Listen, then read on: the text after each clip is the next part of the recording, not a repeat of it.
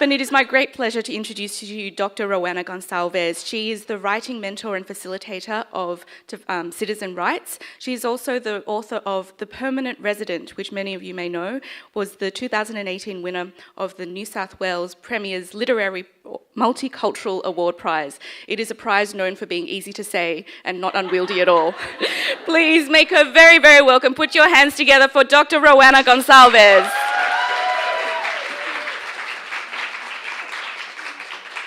Thanks, Jennifer. And thank you, Jess, for your wonderfully warm, supportive, and rousing words. We really appreciate having you here. Good afternoon, everyone. I too would like to acknowledge that we are on Gadigal land, and I would like to pay my respects to the traditional custodians of this land and to elders past and present, and to any Indigenous people in the room today. For millennia, the Gadigal have been weaving ideas into words to create a sense of home, of belonging, and of custodianship through story. Sydney has always been a place illuminated by story, and the storyteller, that's us, in a very long line of storytellers, has always been one who speaks truth to power. It is a championing of storytellers from the margins that is the aim of the Citizen Rights Project. This project has been a labor of love for us all. Last year, Kevin Bathman began to dream up a project where the written word, where story, would weave through our urban environment here in the city of Sydney. Kevin is overseas at the moment and so is unable to make it today, but I would like to acknowledge his vision in conceiving this project and bringing it to fruition, grounded very strongly in the quest for social justice and transformation. The city of Sydney, all power to them, backed us up with funding to run this project. And for this, we are extremely grateful. Thank you, Jess Scully, and thank you to your team for enabling this wonderful project. Diversity Arts Australia backed us up with further crucial support, for which we are indeed very grateful. Thank you to the awesome Lena Nalus. Thank you to our special guests today who've chosen to spend their afternoon with us and support our wonderful writers. I want to make special mention of Michelle de Kretzer, who is one of Australia's finest writers. She recently won her second Miles Franklin Award, which is like the Nobel Prize in Australia, basically, even better. And she is here with us today, Michelle. I know she doesn't like any attention upon herself. I'm embarrassing her, but thank you, Michelle, for being here and for your support. I would like to thank a number of people who have, all of you, for spending your time with us, but especially Ivor Indick from Giramondo, who's here. Thanks for coming, Ivor, and Nick Tapper, and Emily, and Peter, who came all the way from the US, especially for this note. No, well, we can tell ourselves that. It's okay. I want to say a big thank you to Sunita Perez de Costa, who wrote her first novel at the ripe old age of 23. And, and her second book has just been published by Giramondo. It's called Saudade. And Sunita is here with us today as well. Thank you so much for your support. Our call for submissions attracted a flood of fresh voices from underrepresented cultural groups, demonstrating the depth of talent across Sydney and the yearning to give literary expression to lived experience and through the imagination, through story. We were going to select 5 writers, but the quality of submissions was so high that we said, can we squeeze 10 in? So 10 writers were selected by an independent panel of judges from our most valued literary organizations. These judges, I have to say, volunteered their time very generously, and we're extremely grateful to them for doing this, for believing in this project, for championing voices from the margins who don't always have access to pathways to publication. I would like to say a huge thank you to Sukhmani Khurana from Southern Crossings, who was one of the judges, Jane McCready from Writing New South Wales, Kath Keenan from Sydney Story Factory, Mindy Gill from Peril, Michelle Rickaby from Westwards, Michaela Maguire from Sydney Writers Festival, and Sanaz Futui from Asia Pacific Writers and Translators. I was extremely generous of them. They're all extremely busy people, but they took the time out to read lots of submissions and finally make the hard choice of 10 writers, which we have the pleasure of having with us today, and we're looking forward to hearing your work. At the heart of the Citizen Rights Project is an effort to focus on the literary brilliance of the cultural periphery. All the applicants to the project were non-Indigenous. It's something that has been acknowledged by many, the silos in which our world functions, the Indigenous silo, the multicultural silo, the white silo, and the white silo is the norm. And so maybe, I don't know, maybe Indigenous writers didn't feel that this was a space in which they could participate. It is troubling, and I would welcome any suggestions anyone has on how to address this collectively. When we realized that we did not have any Indigenous applicants to the project, it became crucial for us as a group of immigrant writers living on land that has never been ceded. It became crucial to interrogate our positions as writers working in Australia today. We talked a lot about our positions as beneficiaries of Indigenous dispossession.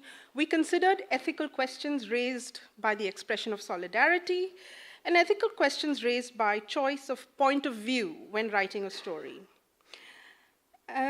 We talked about the tropes of the grateful migrant. Anyone who has come to this country as an immigrant, we always feel grateful to be given the opportunity to live here.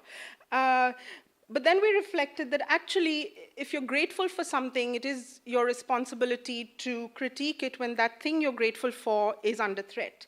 And so we reflected upon the immigrant citizen's responsibility to critique systems of oppression in a participatory democracy, such as we are part of here in Australia. My approach as the mentor and facilitator of the Citizen Rights Project was very specific. I was going to run this as a mini creative writing course with a decolonial approach. By this I mean I wanted, as far as I could, to help us learn from the literary brilliance of Indigenous writers and from writers from previously colonized communities where possible. I also wanted to include the brilliant work of writers who were working in Australia today.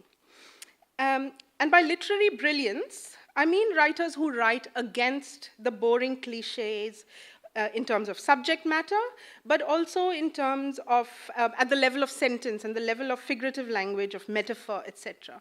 Writers who challenge us to think outside our comfort zones, who enchant us and provoke us. Needless to say, I had a hard time selecting material from an abundance of brilliant published writing, and a hard time fitting my selections into a tiny 4-week course. Something had to give, so in including some brilliance, I had to exclude a whole lot more.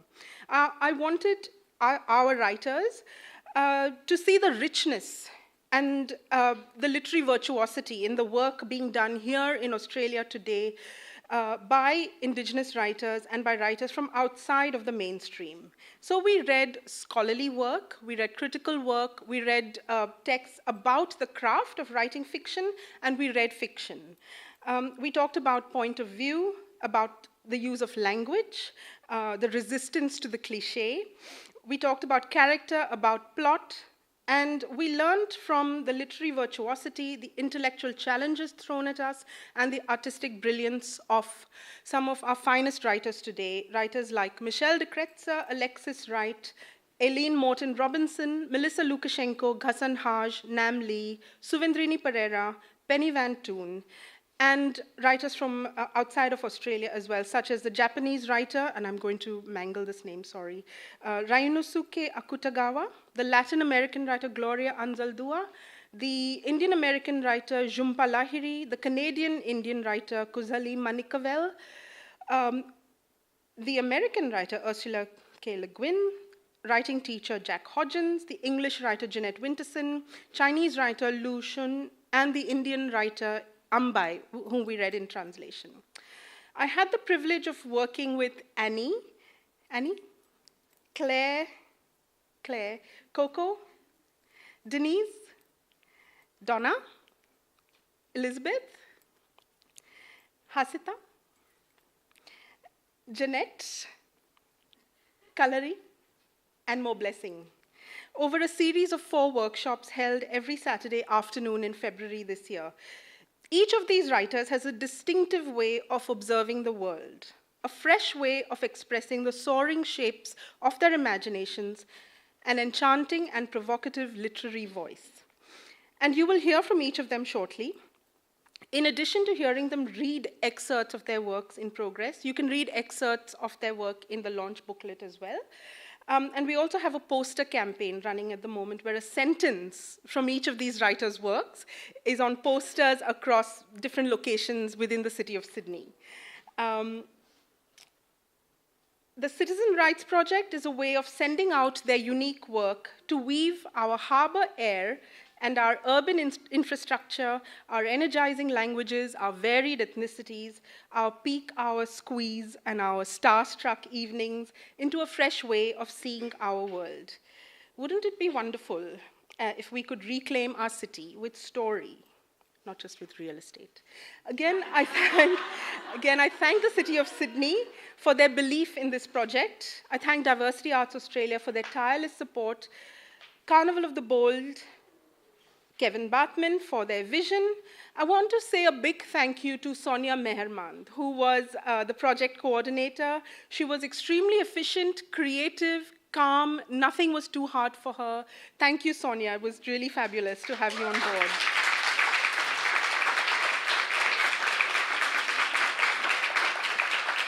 You will hear from Sonia at the end after the readings. I want to again thank our judges for their generosity. Thank you, Sukhmani. I want to thank 107 Projects for their very cheerful help, and to all of you for coming here this afternoon to share your afternoon with us in support of these awesome literary voices. You are in for a treat. To Annie, Claire, Coco, Denise, Donna, Elizabeth, Hasita, Jeanette, Kalari, and more blessing, congratulations. Your vibrant voices enrich our city and our world. You are helping us reimagine what it means to be a citizen of Sydney. You're helping us reimagine what it means to be an Australian. May this be a step towards a long literary career. I'm going to introduce the writers and try and contextualize their work in a couple of sentences. It's very hard, almost impossible to do. But should I do that now? Or yeah? Okay. So, too often the work of non-white writers gets dismissed as migrant porn, you know, the rehashing of stories of immigrant hardship and loss. Yeah, sure, of course, that's important, but I'm not going to do that because while all of our writers and the work that I do as well, we write about being outsiders, we write about the immigrant experience, we write about loss, we write about hardship, but we write about a whole lot more as well. So while all the work of our 10 writers is all highly provocative and challenge us to think of the world in new ways, to examine the immigrant experience and a sense of belonging and Australianness felt by non-white Australians,